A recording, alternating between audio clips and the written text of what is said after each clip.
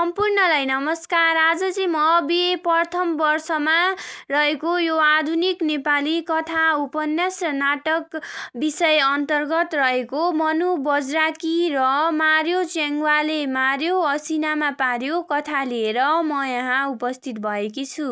अब चाहिँ म कथा वाचन गर्न गइरहेकी छु, ध्यान दिएर सुनिदिनु होला है त।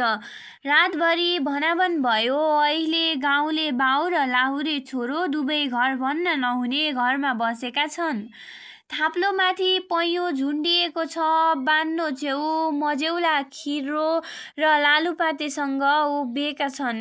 हिजो फाँटभरि लहलह धानका बाला झुलेको देखेर छोराले भनेको थियो, बा धान त ल्याउनु पर्यो काटेर।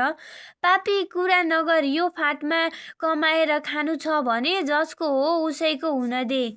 कुनामा छोरो छापेर बसेकी लाहुरेकी स्वास्नी लोग्नेको कुरा सुनेर उकासेको टुकी झैँ भएकी थिई। के को पापी कुरा?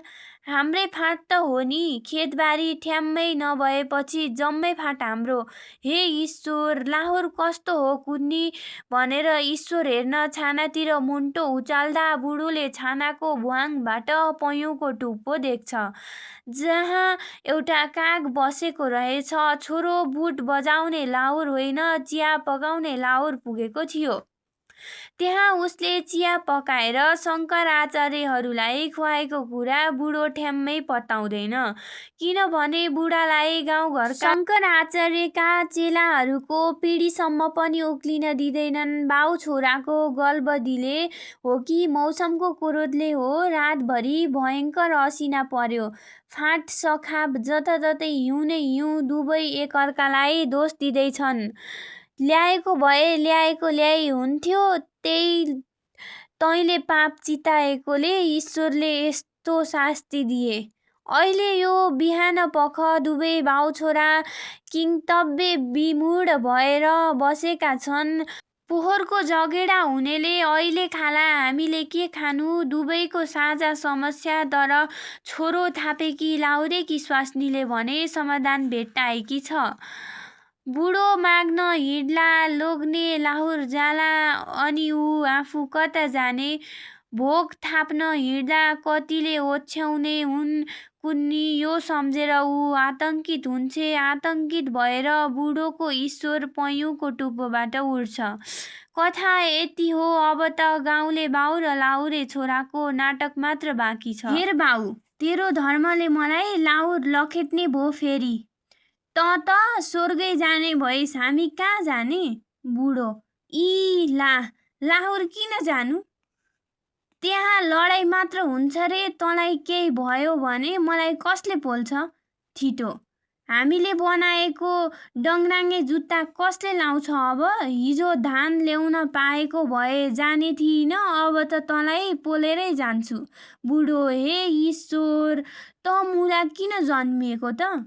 ठिटो: सुन्यौ यसको कुरा? हेर बुढा, जन्माएको तैँले नै होला, किन यो पनि तँलाई नै थाहा होला।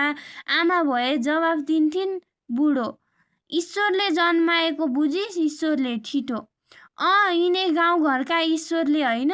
बुढो: कस्तो लाज मर्नु कुरा गर्छ यो पाजी, ती त हाम्रा घर छिमेकी हुन्, लाटा भलाद्मी।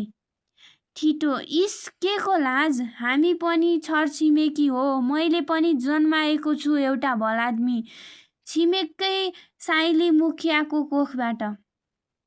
बुढो: निस्की हाल पातकी मोरा, के भनेर मुख देखाउनु अब?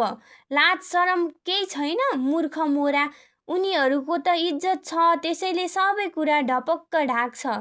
हे ईश्वर, हामीसित त के छ र ढाक्नु? टोपी लगाउने चलनले गर्दा लगौटी लगाउन सकिएन। ठिटो: भइगो, त्यही बस टोपी लगाएर। म हिँडे लगौटी लगाउन, ईश्वरले असिना दिएकै छन्, मोज गर। तरुनी: असिना देखिहाल्यौ? ठिटो: देखे। तरुनी: पसिना देखिहाल्यौ?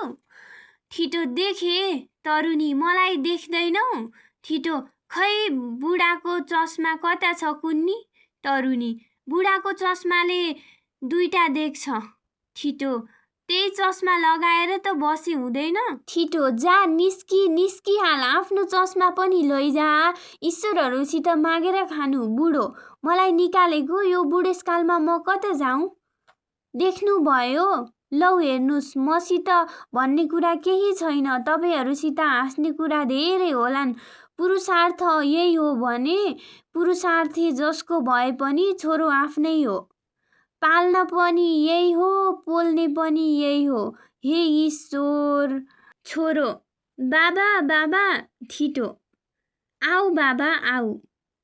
लाउरे ठिटो र गाउँले बुढो दुवै अकमकिएका छन्। नेपथ्यमा महाभारत पर्वत श्रृङ्खलामा कोही उफ्री गाउँदैछ। मार्यो चेङ्वा मार्यो, असिनामा पार्यो, टोपीलाई सिङ्गारो, लगौटी लतायो, विश्व शान्ति नार्यो, अडु बममा पार्यो।